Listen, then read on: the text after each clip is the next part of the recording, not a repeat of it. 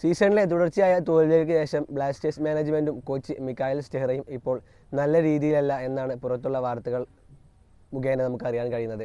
എന്താണെന്ന് വെച്ചാൽ തുടർച്ചയായി ബ്ലാസ്റ്റേഴ്സിന് തോൽവികളേറ്റപ്പോൾ കാരണങ്ങൾ പറയാനൊന്നും കോച്ചിനുണ്ടായിരുന്നില്ല. എന്നാലും നമുക്ക് അറിയാവുന്ന കാരണങ്ങൾ വെച്ച് ഇന്ത്യൻ താരങ്ങളുടെ മോശം ഫോം ഔട്ടാണ് എന്നുള്ളതാണ് നമുക്ക് ഒരു കാരണമായിട്ട് പറയാനില്ല. ഏറ്റവും വലിയ മൈനസ് പോയിന്റും അത് തന്നെയാണ്. ഈ സീസണിൽ ഒരു ഇന്ത്യൻ താരവും ബിബിൻ ഒഴിച്ചുള്ള ഒരു ഇന്ത്യൻ താരവും വളരെ മികച്ച രീതിയിൽ കളിച്ചിട്ടില്ല എന്ന് തന്നെ വേണം പറയാൻ.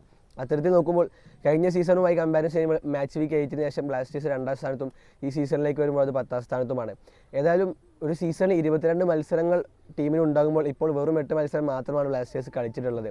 അങ്ങനെ നോക്കുമ്പോൾ ഇനിയും ഷീൽഡിനും ലീഗ് വിന്നേഴ്സ് ആവാനുമുള്ള ചാൻസ് ബ്ലാസ്റ്റേഴ്സിന് മുന്നിൽ പരന്നു കിടക്കുകയാണ്. എങ്കിൽ പോലും ഈ മാസാവസാനം ബ്ലാസ്റ്റേഴ്സിന് 2 മത്സരങ്ങളുണ്ട്. ആ മത്സരങ്ങളുടെ റിസൾട്ടാവും ബ്ലാസ്റ്റേഴ്സ് കോച്ച് മിക്കായൽ സ്റ്റെഹ്റയുടെ മുന്നോട്ടുള്ള യാത്രയെ നിയന്ത്രിക്കുക എന്നുള്ളതാണ് നമുക്ക് അറിയാൻ കഴിയുന്നത്. 24-ന് ചെന്നൈക്കെതിരെയും 28-ന് ഗോവയ്ക്കെതിരെയുമാണ് ബ്ലാസ്റ്റേഴ്സിന് ഈ മാസം നടക്കാവുന്ന 2 മത്സരങ്ങൾ. ബ്ലാസ്റ്റേഴ്സിൻ്റെ ചരിത്രം പരിശോധിക്കുമ്പോൾ ഡിസംബറിലാണ് ഇതുവരെയുള്ള എല്ലാ കോച്ചുമാരെയും തട്ടിയിട്ടുള്ളത്.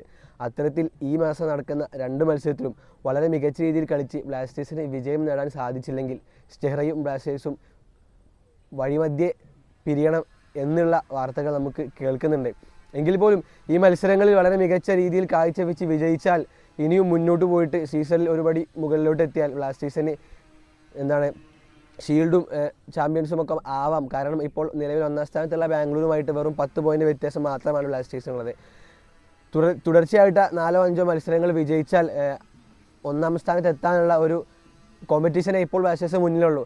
അപ്പോൾ അടുത്ത 2 മത്സരം വിജയിച്ചില്ലെങ്കിൽ എന്തായാലും സ്റ്റെഹ്റയുമായിട്ട് വേർപിരിയാൻ തന്നെയാണ് മാനേജ്മെൻറ്റ് തീരുമാനിക്കുന്നത് എന്നാണ് അറിയാൻ കഴിയുന്നത്.